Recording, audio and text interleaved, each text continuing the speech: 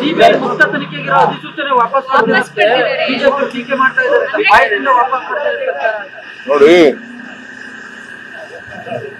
ಸಿಬಿಐನವರು ಏನೇನ್ ಮಾಡ್ತಾ ಇದ್ದಾರೆ ಅನ್ನೋದನ್ನು ನಾನು ಚರ್ಚೆ ಮಾಡೋದು ಬೇಡ. ಈಗ ಜನತಾ ದಳದವರು ಹಿಂದೆ ದೇವೇಗೌಡರು ಏನ್ ಮಾತಾಡಿದ್ರು, ಕುಮಾರಸ್ವಾಮಿ ಏನ್ ಮಾತಾಡಿದ್ರು, ಬಿಜೆಪಿಯವರು ಏನ್ ಮಾಡಿದ್ರು, ಕಾಂಗ್ರೆಸ್ ಬ್ಯೂರೋ ಏಜೆನ್ಸಿ ಅಂತಾನು ಇನ್ವೆಸ್ಟಿಗೇಷನ್ ಏಜೆನ್ಸಿ ಅಂತಾನು ಮಾತಾಡಿದ್ರು, ಎಲ್ಲ ಕೂಡ ಇದೆ. ಈಗ ಚರ್ಚೆ ಬೇಡ. ಅವ್ರಿಗೆ ಎಷ್ಟು ಕೇಸ್ ಕೊಟ್ಟಿತ್ತು, ಹಿಂದೆ ಏನ್ ಕೇಸ್ ಕೊಟ್ಟಿತ್ತು, ಏನ್ ಕೇಸ್ ಆಗಿದೆ, ಹಿಂದೆ IMA ಕೇಸಲ್ಲಿ ಏನ್ ರಿಪೋರ್ಟ್ ಇದೆ, ಅವೆಲ್ಲ ಕೂಡ ಸಿಬಿಐ ರಿಪೋರ್ಟ್ ಏನಾಯ್ತು ಅನ್ನೋದೆಲ್ಲ ಈಗ ಚರ್ಚೆ ಮಾಡೋದು ಬೇಡ.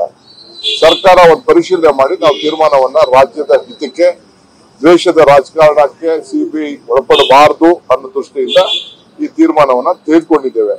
ಸೂಕ್ತ ಯಾವ್ದಾದ್ರು ಎಮರ್ಜೆನ್ಸಿ ಇತ್ತು ಅಂತಂದ್ರೆ ಏನಾದ್ರು ನಮ್ಮ ಅಧಿಕಾರಿಗಳು ಮಾಡಕ್ಕೆ ಇಲ್ಲ ಅಂತ ನಾವು ಯೋಚನೆ ಮಾಡ್ತೀವಿ.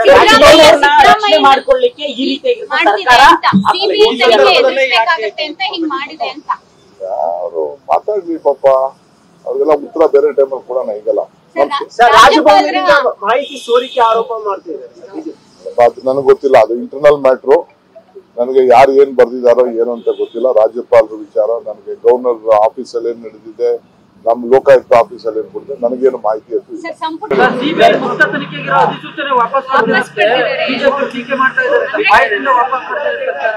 ನೋಡಿ,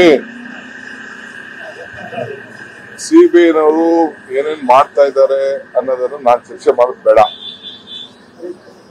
ಈಗ ಜನತಾ ದಳದವರು ಹಿಂದೆ ದೇವೇಗೌಡರು ಏನ್ ಮಾತಾಡಿದ್ರು, ಕುಮಾರಸ್ವಾಮಿ ಏನ್ ಮಾತಾಡಿದ್ರು, ಬಿಜೆಪಿಯವರು ಏನ್ ಮಾಡಿದ್ರು, ಕಾಂಗ್ರೆಸ್ ಬ್ಯೂರೋ ಏಜೆನ್ಸಿ ಅಂತಾನು ಇನ್ವೆಸ್ಟಿಗೇಷನ್ ಏಜೆನ್ಸಿ ಅಂತಾನು ಮಾತಾಡಿದ್ರು, ಎಲ್ಲ ಕೂಡ ಇದೆ.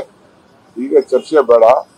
ಅವ್ರಿಗೆ ಎಷ್ಟು ಕೇಸ್ ಕೊಟ್ಟಿತ್ತು, ಹಿಂದೆ ಏನ್ ಕೇಸ್ ಕೊಟ್ಟಿತ್ತು, ಏನ್ ಕೇಸ್ ಆಗಿದೆ, ಹಿಂದೆ IMA ಕೇಸಲ್ಲಿ ಏನ್ ರಿಪೋರ್ಟ್ ಇದೆ, ಅವೆಲ್ಲ ಕೂಡ ಸಿಬಿಐ ರಿಪೋರ್ಟ್ ಏನಾಯ್ತು ಅನ್ನೋದೆಲ್ಲ ಈಗ ಚರ್ಚೆ ಮಾಡೋದು ಬೇಡ. ಸರ್ಕಾರ ಒಂದು ಪರಿಶೀಲನೆ ಮಾಡಿ ನಾವು ತೀರ್ಮಾನವನ್ನ ರಾಜ್ಯದ ಹಿತಕ್ಕೆ, ದ್ವೇಷದ ರಾಜಕಾರಣಕ್ಕೆ ಸಿಬಿಐ ಒಳಪಡಬಾರದು ಅನ್ನೋ ದೃಷ್ಟಿಯಿಂದ ಈ ತೀರ್ಮಾನವನ್ನ ತೆಗೆದುಕೊಂಡಿದ್ದೇವೆ. ಸೂಕ್ತ ಯಾವ್ದಾದ್ರು ಎಮರ್ಜೆನ್ಸಿ ಇತ್ತು ಅಂತಂದ್ರೆ ಏನಾದ್ರು ನಮ್ಮ ಅಧಿಕಾರಿಗಳು ಮಾಡಕ್ಕೆ ಇಲ್ಲ ಅಂತ ನಾವು ಯೋಚನೆ ಮಾಡ್ತೀವಿ.